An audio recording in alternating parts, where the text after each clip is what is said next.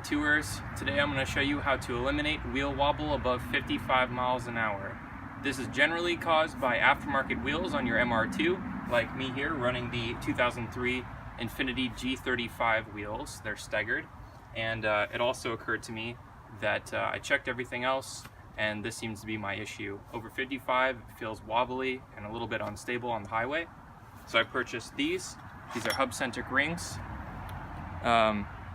A quick Google search will show you that the MR2 Mark II is 60.1 millimeters, and the inside diameter of the wheel that I'm using is 66.1. So generally, if you have aftermarket wheels, this is going to be your problem. These rings cost about $10 on eBay and is a very smart purchase. So how do you know that this is the problem? This is the problem because if you look in here when you take out the center caps, it is centered on the lug studs and not the hub. So you jack up your car safely and pull the wheel off. Test fit your rings and take your ring and place it into the wheel. Okay. Also, check the fit on your car. Place this ring here. If you have a little bit of excess rust, you can take some steel wool and knock that rust right off. Next, take your ring, place it into the wheel,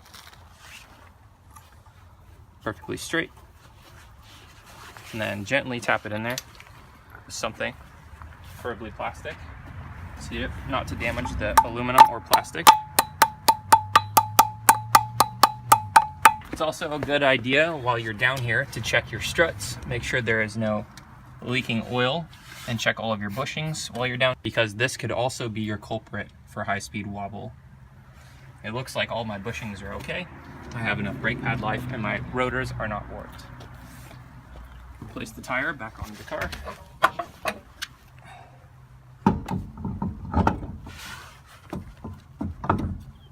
And your wheel should be perfectly centered onto the hub.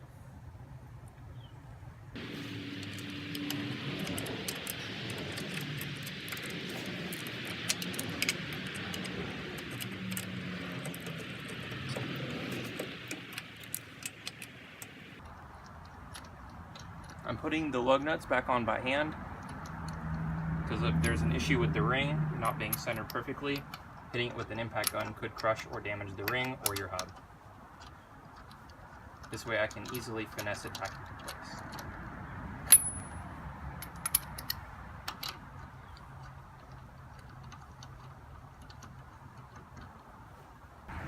Now when you look at it, it should be all the way against your hub. Then you can tighten it and torque it down properly.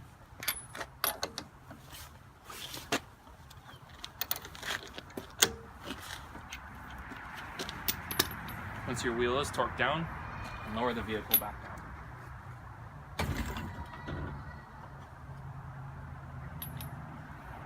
And there you go.